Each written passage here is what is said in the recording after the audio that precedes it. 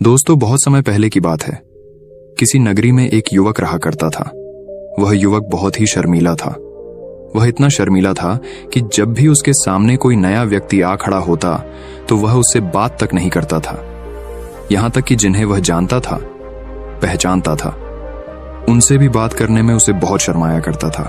वह उनसे भी ठीक से बात नहीं कर पाता था और अपनी इस समस्या के कारण वह खुद ही बहुत परेशान रहता था, क्योंकि वह अपने जीवन में कुछ कर ही नहीं पा रहा था। धीरे धीरे समय बीतता गया और समय बीतने के साथ साथ उस युवक की शर्माने की आदत भी बढ़ती चली गई, जिसके कारण वह अत्यधिक निराश रहने लगा, परेशान रहने लगा, चिंतित रहने लगा। उसे यह समझ नहीं आ रहा था कि वह अपनी इस समस्या से किस तरह से छुटकारा पाए।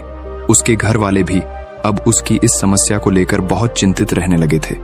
वे सोचते थे, इसका क्या होगा, ये अपने जीवन में कुछ कर पाएगा भी या नहीं। जब भी वह कहीं पर काम के लिए जाता तो लोग उसके इस सीधेपन का फायदा उठाते, उसे परेशान करते। वह कुछ ज्यादा कह नहीं पाता था, जिसके कारण उसे कोई कुछ भी कह देता और वहां से चला जाता है। इन्हीं सब कारणों की वजह से उसका मन कहीं भी किसी भी काम में नहीं लगता। वह हर काम को कुछ ही दिनों में छोड़ दिया करता। उसके मन में बहुत कुछ चल रहा था। उसके मन में विचारों के तूफान उठ रहे थे। वह सबसे बहुत कुछ कहना चाहता था, लेकिन अपनी इस आदत के कारण वह किसी से कुछ नहीं कह पा रहा था। वह अंदर ही अंदर घुटता जा रहा था। सारे विचार, सारी बातें उसके मन में ही दबी पड़ी थीं। लेकिन कभी भी वह किसी से भी अपने मन की बात नहीं बताता था। जब छोटा सा बच्चा था तब उसे लोग बहुत पसंद करते थे। उसकी इस आदत को भी लोग सराहते थे। लेकिन इसी आदत की वजह से जब वह बड़ा हो गया, युवा हो गया, तो इसी आदत के कारण उसे अपना जीवन जीने में भी अत्यधिक परेशानियां उठानी पड़ रही थीं और वह युवक भी अपनी इस गलती के कारण बहुत परेशान रहता। अपनी इस एक आदत से छुटकारा पाना चाहता था। वह चाहता था कि वह लोगों से अपने मन की बात खुलकर कह पाए। जो कुछ करना चाहता है, जो कुछ कहना चाहता है, वह सबसे वह खुलकर कह सके, कर सके। लेकिन जब भी कोई दूसरा उसके सामने आता तो उसकी जुबान मानो खुलती ही नहीं। यहां तक कि वह अपने माता पिता के सामने भी ठीक से बात नहीं कर पाता था। केवल उसके कुछ मित्र थे जिनसे वह अपने मन की बात कर पाता था। जब भी वह किसी बात का जवाब देता तो लोग उसकी हंसी उड़ाते थे, उसका मजाक बनाते। लोग कहते हैं कि आज तो तेरे मुंह में भी जबान आ गई है। यह समस्या दिन ब दिन बढ़ती चली जा रही थी और इस समस्या के कारण अब उसके पिता भी अत्यधिक चिंतित रहने लगे थे। वह चाहते थे कि उनका बेटा भी दूसरों के सामने अपने मन की बात रख सके। लेकिन एक दिन जब अपने उस बेटे को दूसरों के सामने शर्मिंदा होता हुआ देख रहे थे, तभी उन्हें बहुत क्रोध आया और वह अपने बेटे को खरी खोटी सुनाने लगे। उन्होंने उसे इतना डांट दिया कि वह युवा लड़का अत्यधिक क्रोधित हो गया और वहां से बिना कुछ कहे वहां से चला गया। शाम हो चुकी थी और अब तक उनका बेटा घर नहीं लौटा था। माता और पिता दोनों बड़े ही चिंतित थे। वे अपने बेटे को वापस घर पर देखना चाहते थे, लेकिन युवा लड़का तो भागते भागते पहाड़ की चोटी पर जा पहुंचा था।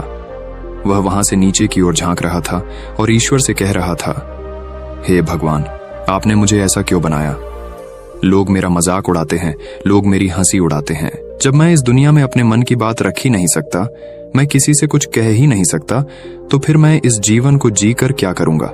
जब भी मैं किसी से कुछ कहने की कोशिश करता हूं तो लोग मेरा मजाक बनाते हैं, मेरी हंसी उड़ाते हैं, यहां तक कि वह मुझसे कुछ भी कहकर चले जाते हैं और मैं उनका जवाब नहीं दे पाता। ऐसा जीवन जीकर मुझे क्या मिलेगा? इसलिए मैं तेरे पास आ रहा हूं। इतना कहकर जैसे ही वह युवक कूदने की तैयारी कर रहा था कि तभी पीछे से आवाज सुनाई पड़ी, बेटा, जान देना तो बहुत आसान है, लेकिन इस जान को तुम वापस नहीं पा सकोगे। जैसे ही ये आवाज उसके कानों में पड़ी, वह पीछे मुड़कर देखने लगा।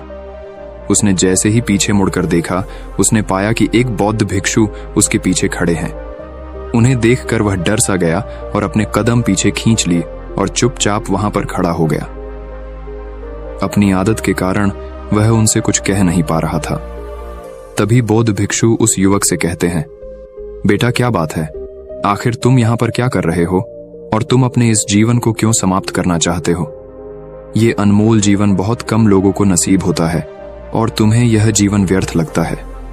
इस पर वह युवक कहता है, नहीं नहीं, कुछ नहीं, मैं तो बस यहां पर खड़ा होकर देख रहा था।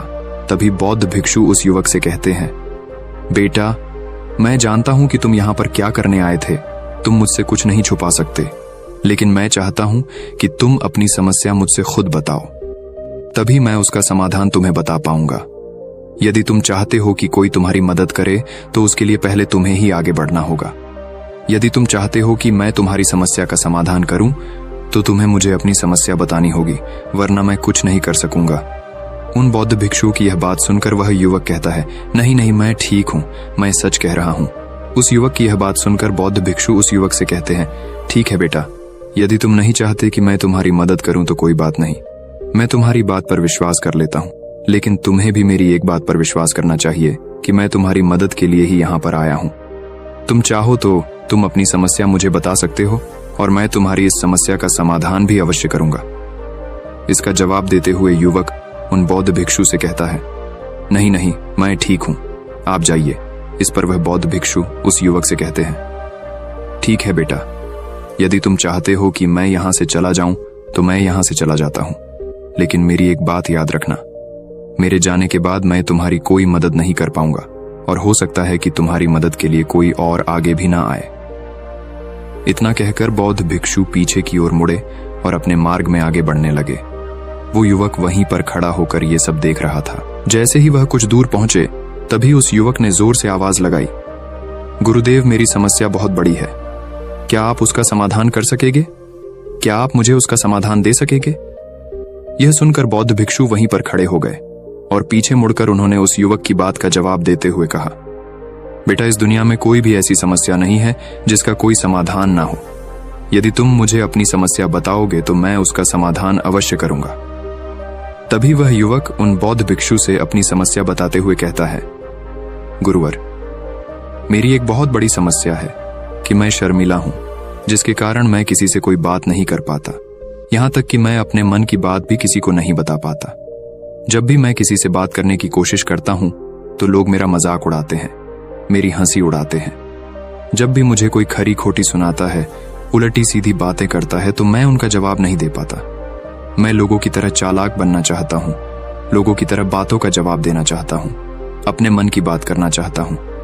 मैं इस दुनिया के साथ कदम से कदम मिलाकर आगे बढ़ना चाहता हूं। क्या इसका कोई समाधान है? उन बौद्ध भिक्षु ने उस युवक की सारी बातें ध्यानपूर्वक सुनी और फिर जवाब देते हुए कहते हैं, बेटा, जरूरत से ज्यादा शर्मीला होना, इसका अर्थ यह है कि तुम्हारे अंदर कोई डर है जिसे तुम पहचान नहीं पा रहे हो, जिसका कारण उसका समाधान करने में भी असमर्थ है। शर्म करना अलग बात है और डरना अलग। जब हमारे भीतर डर होता है तब हम कहीं भी किसी से भी कोई भी बात नहीं कर सकते। हमें चारों तरफ केवल डर ही नजर आता है और हम हर जगह से डरते ही रहते हैं। लेकिन इसे शर्माना नहीं कहते। शर्म तो बस एक हद तक तुम्हें चुप रख सकता है। फिर वह बौद्ध भिक्षु उस युवक से कहते हैं, बेटा, तुम सबसे अधिक किससे शर्माते हो? युवक इसका जवाब देते हुए कहता है, गुरुवर, मुझे अपने पिता से बात करने में बहुत शर्म आती है। मैं उनके सामने कुछ बोल ही नहीं पाता। तभी वह बौद्ध भिक्षु उस युवक से कहते हैं, अच्छा, तो ये बताओ, जब तुम अपने पिता से बात कर रहे होते हो या फिर बात करने का प्रयास करते हो तो तुम्हारे मन में कैसे ख्याल आते हैं? युवक इसका जवाब देते हुए कहता है, गुरुवर, जब भी मैं अपने पिता से बात करने का प्रयास करता हूं तो मुझे ऐसा लगता है कि मानो मेरे पिता अभी मुझे डांट देंगे, मुझ पर क्रोध करेंगे, मुझसे नाराज हो जाएंगे और कहीं ना कहीं मुझे यह भी लगता है कि मैं कुछ गलत बात ही करूंगा। यहां तक कि मेरे मन में ऐसे भी ख्याल आते हैं कि शायद मेरे पिता मुझसे प्यार ही नहीं करते। परंतु गुरुवर, आप कहते हैं कि शर्म अलग है और डरना अलग बात है, तो क्या कोई ऐसा उपाय है जिससे मुझे डर ही ना हो? क्या कोई ऐसा रास्ता है जिससे मेरे अंदर का ये डर पूरी तरह से समाप्त हो जाए? कृपा करके मुझे इस समस्या का समाधान बताइए। मुझे अपने इस डर से बाहर निकलना है। मुझे लोगों की तरह अपने इस जीवन को खुलकर जीना है। उस युवक की यह सारी बातें सुनकर बौद्ध भिक्षु उस युवक से कहते हैं, जाओ और अपने पिता से कहो कि मुझे कुछ काम करना है और उसके लिए मुझे आपसे कुछ धन चाहिए। यदि तुम उनसे धन मांगने में कामयाब हो गए तो मैं तुम्हें तुम्हारी समस्या का समाधान अवश्य बताऊंगा। वह युवक काफी घबरा गया। उसने उन गुरुवर से कहा, हे गुरुवर, मुझे यह कार्य न दीजिए। मैं उनसे कुछ नहीं कह पाता। उनके सामने तो मेरी बोलती तक बंद हो जाती है। मैं उनसे धन भला कैसे मांगूंगा? ये बात सुनकर बौद्ध भिक्षु उस युवक से कहते हैं, तब तो तुम्हारी समस्या का कोई भी समाधान नहीं है और ना ही तुम कभी भी अपने जीवन को खुलकर जी पाओगे। यह बात सुनकर युवक उन भिक्षुओं से कहता है, गुरुवर्ग, ऐसा ना कहे, कृपा करके मुझे कोई और कार्य बताइए, कोई ऐसा कार्य जिससे मेरे अंदर का डर पूरी तरह से समाप्त हो जाए। कोई ऐसा समाधान बताइए। इसका जवाब देते हुए वह बौद्ध भिक्षु उस युवक से कहते हैं, बेटा, यदि तुम्हें अपने अंदर के डर को समाप्त करना है तो पहले तुम्हें मेरा यह कार्य करना होगा जो मैंने तुम्हें कहा है। वह युवक घबराकर काफी देर सोच विचार करने के बाद पुन गुरुवर से कहता है, ठीक है, यदि आप चाहते हैं कि मैं इस कार्य को करूं तो मैं इसे करने का पूरा प्रयास करूंगा। इतना कहकर वह युवक अपने घर लौट जाता है। उसे देखकर उसके माता पिता बहुत खुश हो जाते हैं और वह युवक अपने पिता से डरते डरते कहता है, पिताजी, मुझे आपसे कुछ बात कहनी है। इस पर उसके पिता कहते हैं, बोलो क्या बात है।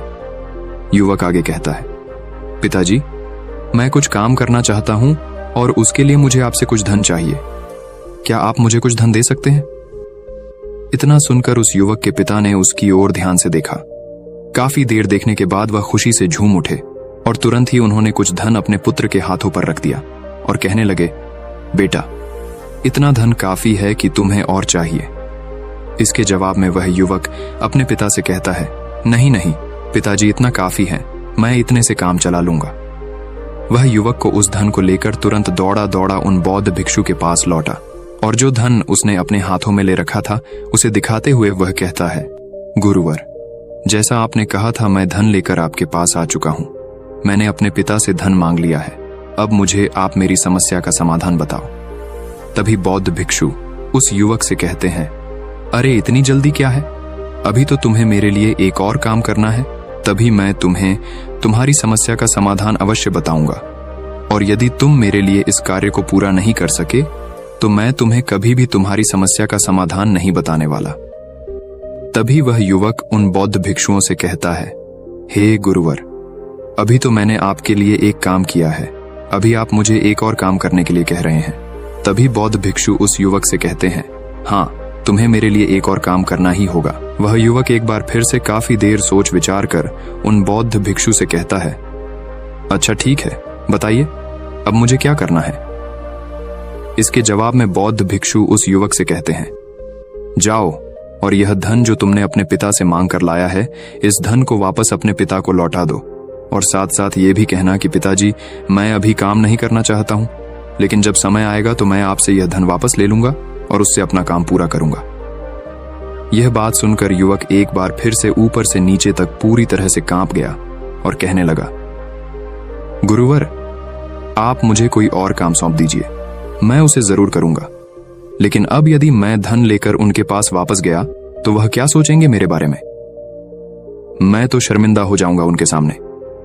इसलिए गुरुवर, कृपया करके मुझे कोई और काम दे। तभी बौद्ध भिक्षु उस युवक से कहते हैं, बेटा, जो काम मैंने तुम्हें सौंपा है तुम्हें उसी कार्य को पूरा करना होगा, अन्यथा तुम्हारी समस्या का समाधान मैं तुम्हें नहीं बताने वाला। काफी देर सोच विचार करने के बाद वह उन बौद्ध भिक्षु से कहता है, ठीक है गुरुवर, मैं वापस जाता हूं और ये धन लौटाकर मैं अब भी आता। वह तुरंत दौड़ा अपने पिता के पास वापस लौटा और उसने अपने पिता से कहा, पिताजी, मैं यह धन अभी नहीं लेना चाहता, अभी ये धन आप मुझसे वापस ले लीजिए। जब मुझे कोई काम पड़ेगा तो मैं आपसे ये धन वापस ले लूंगा। उसके पिता ने उस युवक की तरफ घूर घूर कर काफी देर तक देखा और फिर मुस्कुराते हुए कहने लगे, बेटा, मैं समझता हूं कि किसी भी काम को शुरू करने से पहले हमें उसके बारे में जानकारी इकट्ठा करनी चाहिए। उसके बारे में समझना जरूरी है। कब, क्या, कैसे और कब तक करना है, इसके बारे में भी हमें जानकारी लेनी जरूरी है। कोई भी काम ऐसे ही नहीं शुरू किया जा सकता, उसमें हम नहीं होंगे या फिर नहीं, इसका भी अनुमान हमें लगाना पड़ता है। और जब हम इन सभी के बारे में सही जानकारी प्राप्त कर लेते हैं तभी हमें धन लगाना चाहिए। मुझे बहुत खुशी है कि तुमने ये सही निर्णय लिया है। जब तुम्हें यह समझ में आ जाए कि जो कार्य तुम करने जा रहे हो वह तुम्हारे लिए उचित है, तब तुम चाहो तो मैं तुम्हें यह धन वापस लौटा दूंगा। युवक अपने पिता से यह सारी बातें सुनकर मन ही मन बहुत प्रसन्न था। उसने ये तो उम्मीद तक नहीं की थी कि उसके पिता हंसकर उसे इस तरह से सारी बातें समझाएंगे। वह मन ही मन ये सोच ही रहा था कि तभी उसके पिताजी उसके और करीब आए और अपनी उस युवा बेटे को गले से लगा लिया। जैसे ही उसके पिता ने उस युवक को गले से लगाया, उसको बहुत अच्छा महसूस हुआ। उसका आत्मविश्वास, उसका हौसला और बढ़ता गया। उसके बाद युवक वापस पुन गुरुवर के पास लौटा और कहने लगा, गुरुवर, जैसा आपने कहा था मैंने बिल्कुल वैसा ही किया है। मैंने धन अपने पिता को वापस कर दिया है। अब तो कृपया करके मुझे मेरी समस्या का समाधान बता दीजिए। तभी बौद्ध भिक्षु उस युवक की तरफ देखकर मुस्कुराते हैं और इस युवक से कहते हैं, बेटा इतनी जल्दी क्या है, अभी तो तुम्हें मेरे लिए एक और काम करना ही पड़ेगा। वह युवक कहता है, महाराज, आप आखिर मुझसे बार बार इस तरह से काम क्यों करवा रहे हैं? क्या आपके पास मेरी समस्या का कोई समाधान नहीं है? कहीं आप मुझे बेवकूफ तो नहीं बना रहे? जिस तरह से लोग मुझे बेवकूफ बनाते हैं, क्या आप भी मेरे साथ वही तो नहीं कर रहे? आपने कहा जाओ अपने पिता से पैसे मांग कर लाओ, मैंने पैसे मांग कर लाए आपने, फिर कहा जाओ ये पैसे अपने पिता को लौटा कर आओ, मैंने आपके कहे अनुसार बिल्कुल वैसा ही किया। और अब आप कह रहे हैं कि मैं आपके लिए एक और काम करूं? नहीं, ये मुझसे नहीं होगा। तभी बौद्ध भिक्षु उस युवक की तरफ देखकर मुस्कुराते हैं और कहते हैं, बेटा बस ये आखिरी काम है और यह बहुत सरल भी है। तुम जैसे ही इस कार्य को पूरा करोगे, मैं तुम्हें वचन देता हूं कि मैं तुम्हारी समस्या का समाधान तुम्हें अवश्य बताऊंगा। इस पर वह युवक फिर से एक बार सोच विचार करता है और उन बौद्ध भिक्षु से कहता है, ठीक है, लेकिन ये आखिरी काम जो मैं आपके लिए करूंगा, बताइए मुझे क्या करना है। तभी बौद्ध भिक्षु एक मूर्ति निकालकर उस युवक के हाथ में थमा देते हैं। वह मूर्ति देखने में बहुत ही साधारण सी थी, लेकिन वह बौद्ध भिक्षु उस युवक से कहते हैं, बेटा तुम्हें इसे बाजार में ले जाना है, इसे बेचना है और इसके बदले में तुम्हें 100 सोने के सिक्के लेकर आने हैं। जब तुम यह करने में सफल हो जाओगे, तभी मैं तुम्हें तुम्हारी समस्या का समाधान तुम्हें बता पाऊंगा। वह युवक उस मूर्ति को अपने हाथ में लेकर बड़े ही गौर से देखता है और उन बौद्ध भिक्षुओं से कहता है, हे गुरुवर, ये तो बड़ी ही साधारण सी मूर्ति लग रही है, मानो मिट्टी की बनाई गई। इसके लिए भला 100 सोने के सिक्के मुझे कौन देगा? कहीं आपका माथा फिर तो नहीं गया है? इसके 1 या 2 सोने के सिक्के मिल जाए, वही बहुत है, लेकिन इसके लिए 100 सोने के सिक्के कोई नहीं देगा। तभी बौद्ध भिक्षु उस युवक से कहते हैं, बेटा मैंने जो तुम्हें काम सौंपा है, यदि तुम उसे पूरा करोगे तभी तुम्हें तुम्हारी समस्या का समाधान मिल पाएगा, अन्यथा तुम चाहो तो अपने घर लौट सकते हो, फिर से वही अपने पुराने जीवन में जहां लोग तुम्हारा मजाक बनाते हैं, लोग तुम्हें डराते हैं, सताते। मैं तुम्हें यहाँ अपने डर को निकालने में तुम्हारी मदद कर रहा हूं। तुम मेरे यहाँ काम करके अपने डर को धीरे धीरे भगा पाओगे। मेरे इस काम को पूरा कर दो, तुम्हें सब समझ आ जाएगा। वह युवक उन बौद्ध भिक्षुओं की बात सुनकर मन ही मन ये विचार करता है कि मुझे तो मेरी समस्या का समाधान किसी भी हालत में चाहिए, जिस कारण वह उस मूर्ति को उठाकर बाजार की ओर चल पड़ता है। बाजार पहुंचकर वो एक जगह चुपचाप उस मूर्ति को लेकर खड़ा हो जाता है और इंतजार करने लगता है कि कोई आएगा और उसे उस मूर्ति के बारे में पूछेगा, और तब वह उस मूर्ति के लिए 100 सोने के सिक्के की मांग करेगा। देखते ही देखते काफी समय बीत गया, लेकिन अभी तक उसके पास कोई भी व्यक्ति नहीं आया था। उसने आसपास देखा तो लोग चिल्ला चिल्ला कर अपने सामानों को बेच रहे थे, जोर जोर से आवाज लगा रहे थे। उसने भी सोचा, यदि मुझे अपनी इस मूर्ति को बेचना है तो मुझे भी जोर जोर से आवाज लगानी होगी। उस युवक ने चिल्लाना शुरू किया, लेकिन वह इतनी जोर से नहीं चिल्ला रहा था, उसकी आवाज उसे खुद तक सुनाई नहीं पड़ रही थी। तो भला उसकी आवाज को दूसरे कैसे सुनते, जिस कारण उसे कोई भी व्यक्ति खरीदने के लिए तैयार नहीं था।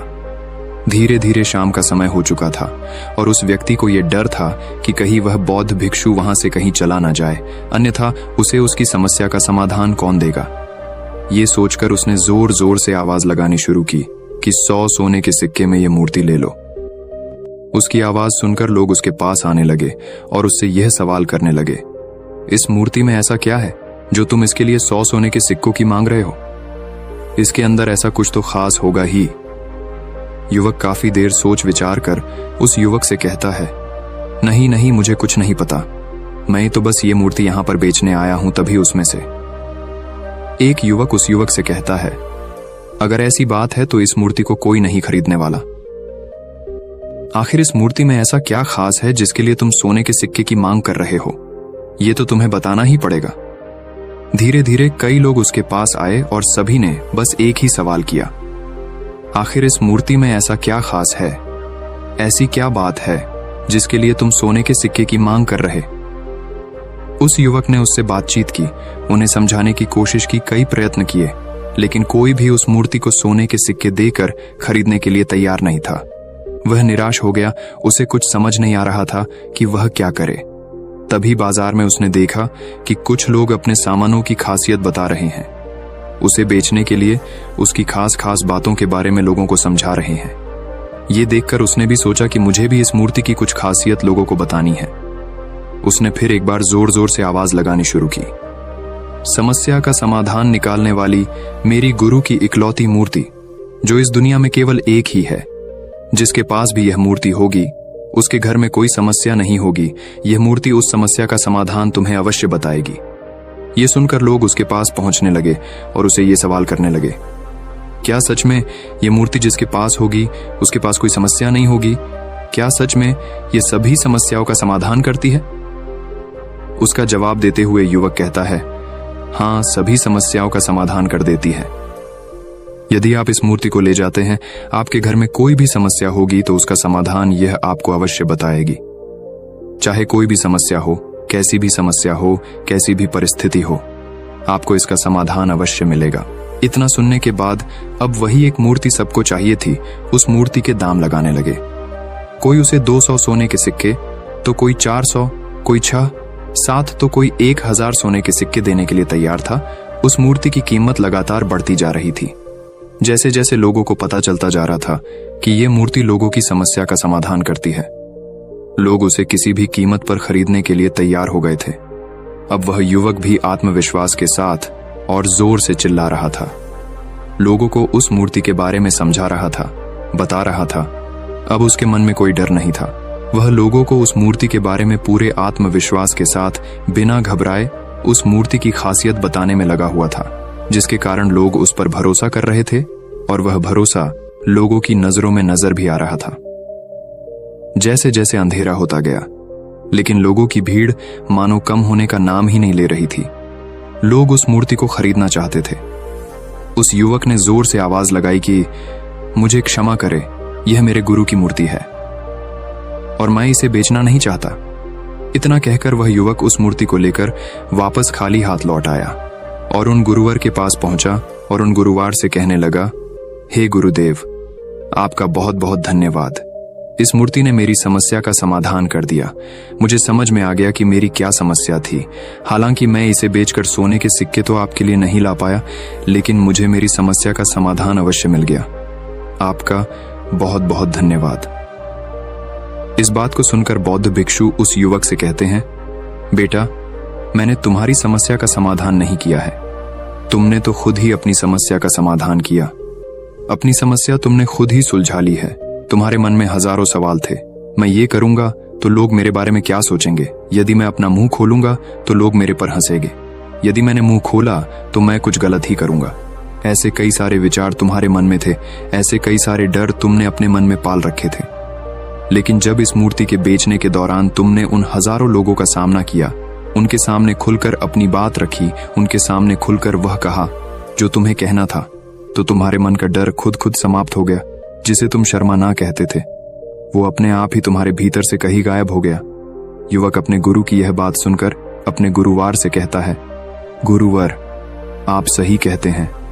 आपने आज मेरे मन में वो विश्वास जगा दिया है जिसे मैं अब अपने जीवन में कुछ भी हासिल कर सकता हूं। आपका बहुत बहुत धन्यवाद। डर को धीरे धीरे खत्म करने से ना ही आपको शर्म आएगी और ना ही डर लगेगा, और जब आपके भीतर का डर हमेशा के लिए समाप्त हो जाएगा तो आप अपने जीवन में जो भी कुछ करना चाहते हैं, जो भी कुछ पाना चाहते हैं, उसका रास्ता आपके लिए पूरी तरह से साफ हो जाएगा और आप अपने मार्ग पर तेजी से आगे की ओर बढ़ने में सक्षम भी हो जाएंगे। इसलिए लोग क्या कहते हैं, क्या कहेंगे, ये सब छोड़ दीजिए और खुद पर विश्वास कीजिए, क्योंकि आप ही हैं जो अपने इस डर का सामना कर सकते हैं। दोस्तों, सच्ची श्रद्धा से कमेंट में नमो बुद्धाय जरूर लिखिएगा। इस वीडियो को लाइक करें तथा अपने दोस्तों के साथ शेयर करें और हमें सब्सक्राइब करना ना भूलें। और हाँ, इस वीडियो से कोई भी सवाल है तो आप कमेंट में पूछ सकते हैं। अगर कोई नहीं है तो आप कमेंट में नमो बुद्धाय लिखना ना भूलें, क्योंकि आपकी कमेंट से हमें वीडियो बनाने का मोटिवेशन मिलता है। धन्यवाद।